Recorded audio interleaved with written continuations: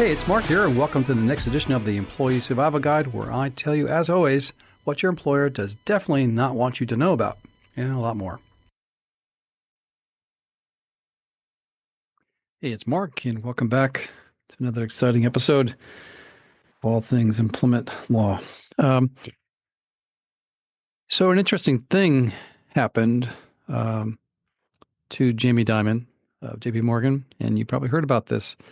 He had diarrhea of the mouth, or just opened his mouth and didn't know he was recorded.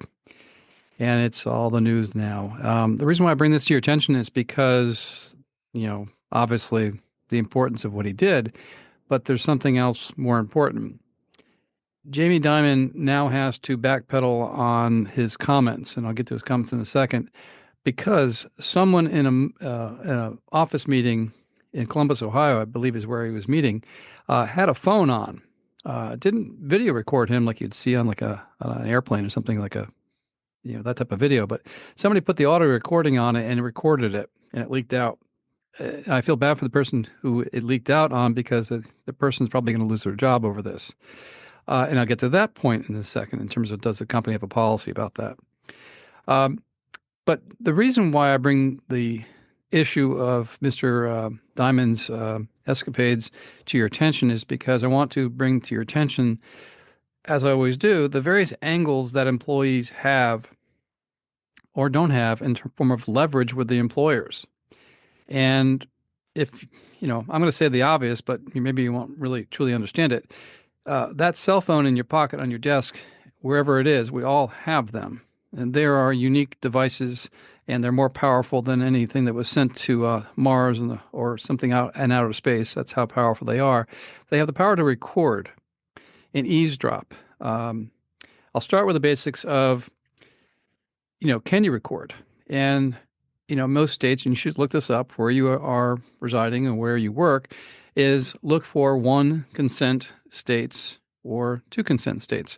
A one consent state is basically you consent and you record. A two consent state is where you have to get the consent of the other party before you record them. The next issue, this is your phone. This is a device that's in everybody's pocket, and everybody owns them and has them. And it's an employee leverage that I'm trying to bring to your attention. So the next issue of analysis is, does your company have a policy against recording at work? Where do you find that policy? You find that policy in the manual. You find the policy in the HR portal. And look for it. If it doesn't exist, I'm going to tell you a little story. If it doesn't exist, then you can record them. Now, this may get you into issues related to what you're recording, and that's confidential trade secrets. You may have signed an agreement with your company, but put that aside for a second. We did a case against a hedge fund a few years back.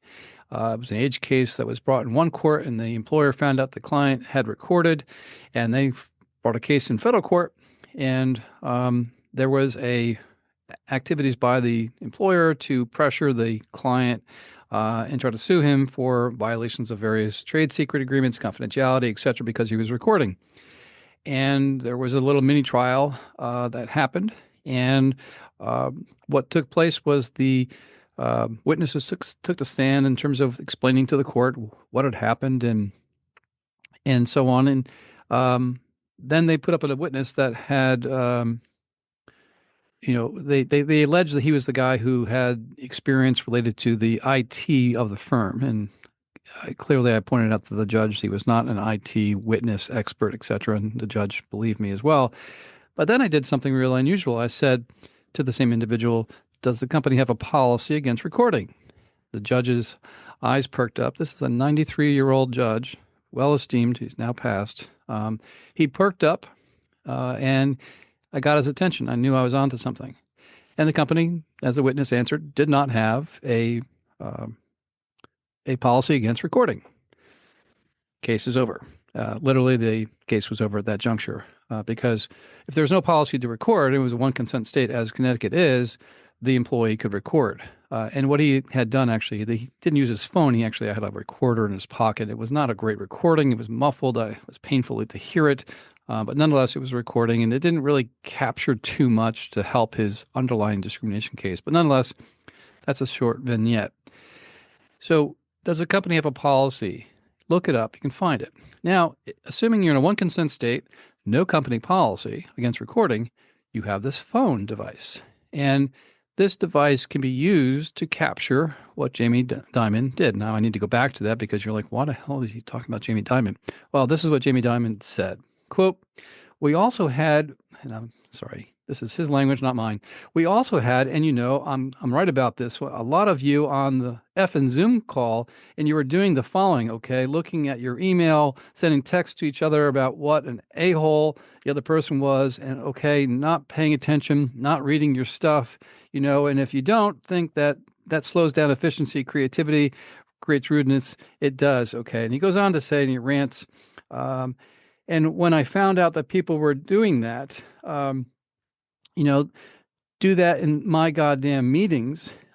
If you're going to meet with me and you got my attention, you got my focus. I don't bring my goddamn phone. I don't sending text to people simply doesn't work. He goes on to say, and he makes reference to the work from home thing, and don't give me this shit that work from home Friday works. I call a lot of people on Friday, and there's not a goddamn person you can get a hold of. He then goes on finally to say, with respect to a petition that the employees within the firm of JPMorgan had sent around, he says, quote, I don't care how many people sign the effing petition.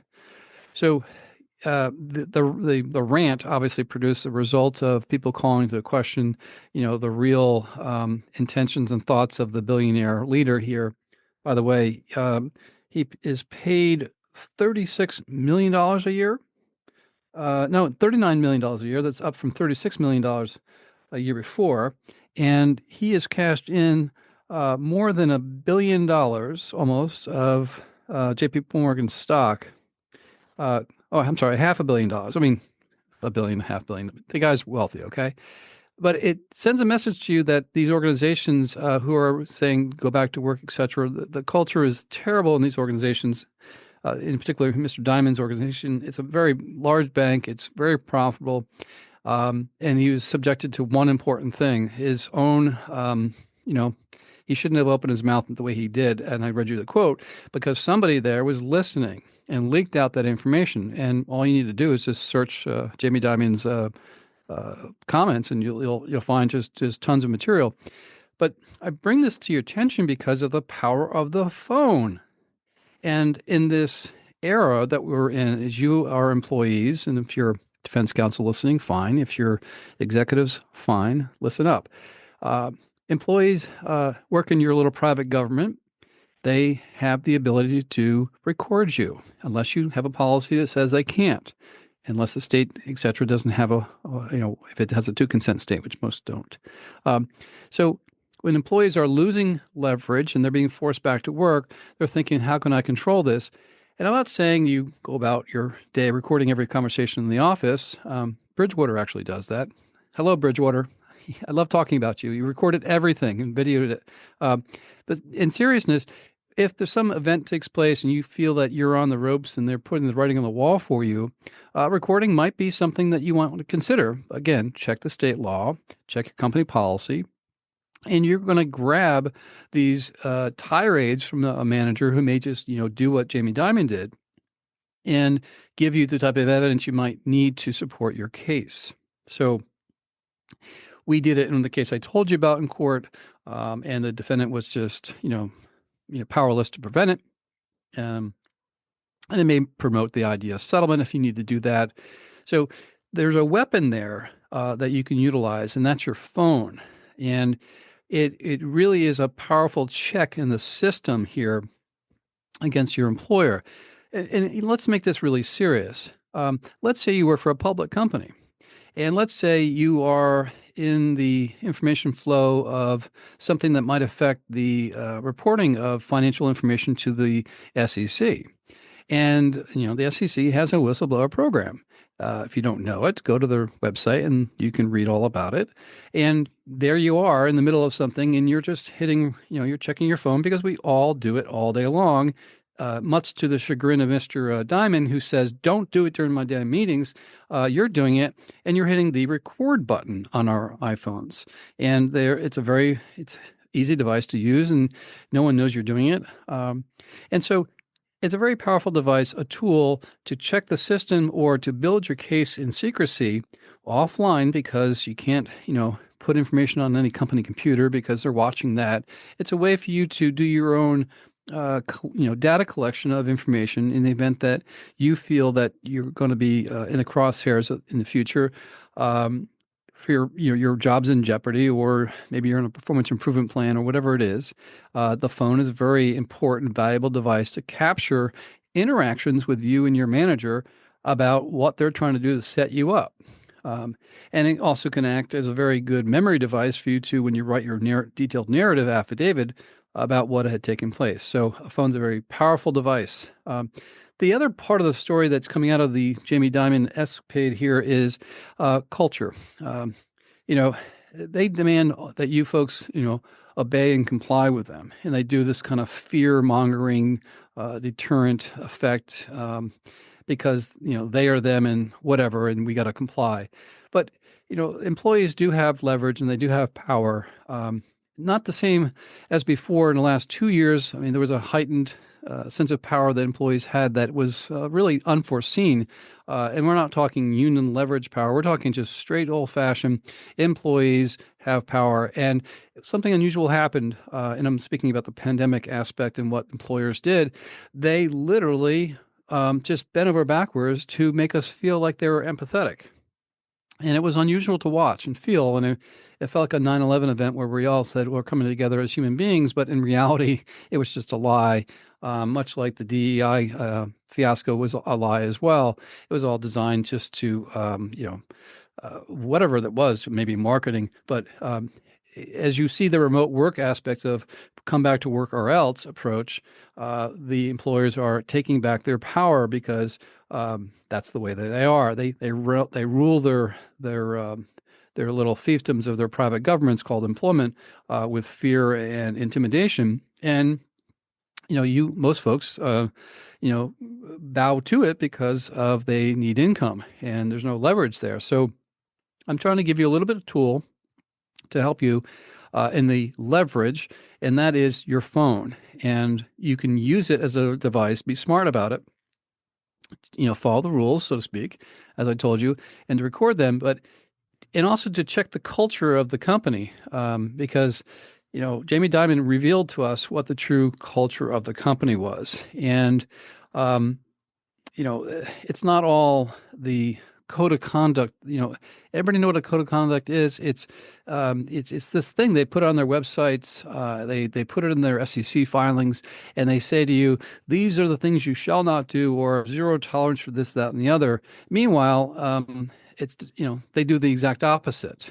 How do I know that? Well, I have the cases that come to me, and I can see how they do the opposite. They don't even follow the damn code of conduct because they violate it all the time.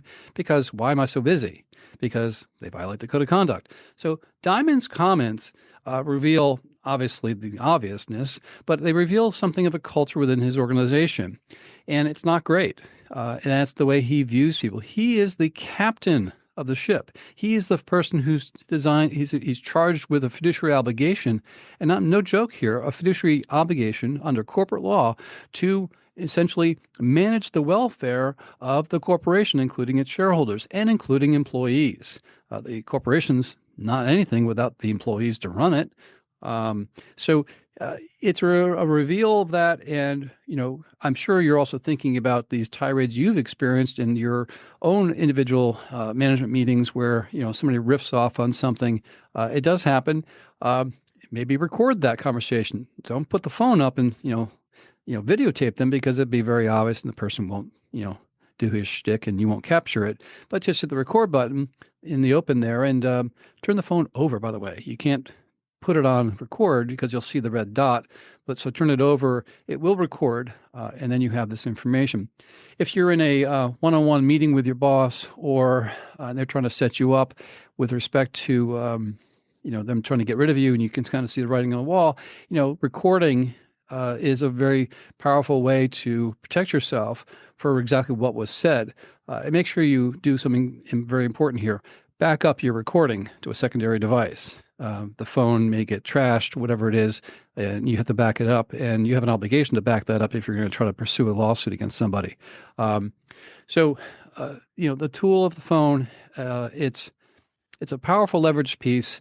I will tell you, and I think I remember one instance where someone had actually videotaped a recording of one of my clients did of the incident at hand, and that was very powerful.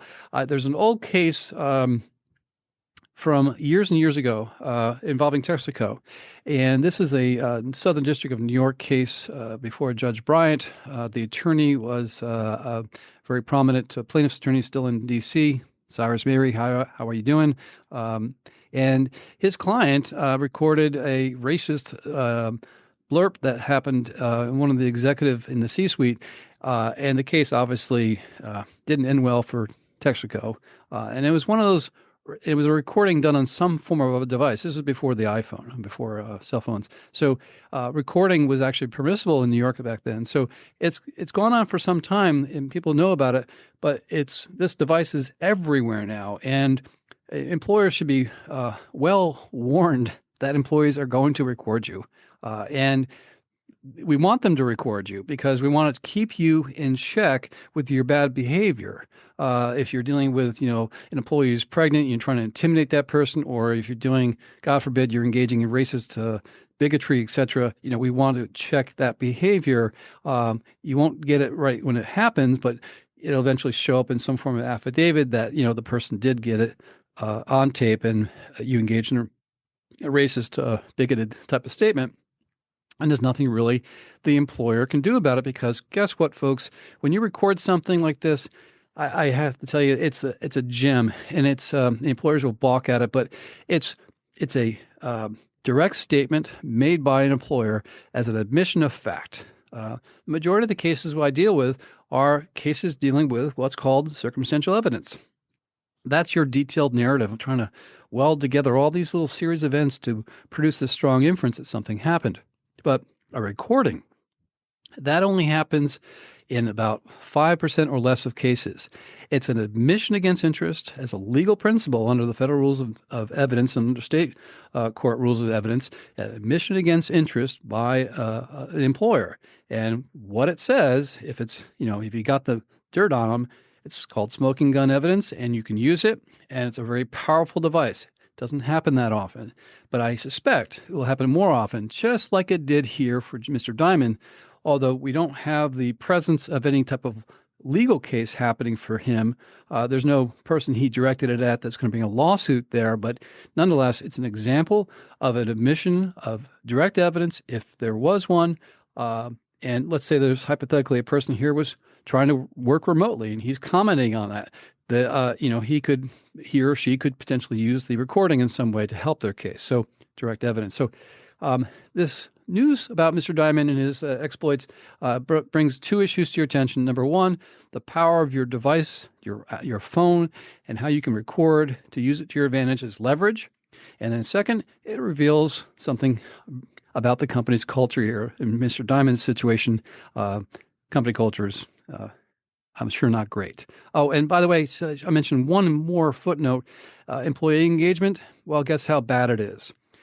Employee engagement right now is you all have basically 75% of you or more, according to Gallup's recent poll, they do this every year, you are disengaged out of 100%. Okay, so 75% are disengaged. That's how bad the current work environment is. If you're feeling pretty shitty about it, well, you're not alone. I mean, 75% of you feel this way, and that's because folks like Mr. Dimon, they run their machines like that, and, they don't really care about you. So, again, culture in the office, how to protect yourself, use the phone as leverage. You have power. I'm giving it back to you. It's right there all along. You just didn't know how to use it, and there you go. So hope you enjoyed this one. Again, driven by the news of what really wealthy people do all the time, making stupid mistakes. And I'm here to just talk about it because it's important in a way that matters to you. All right. Have a great week.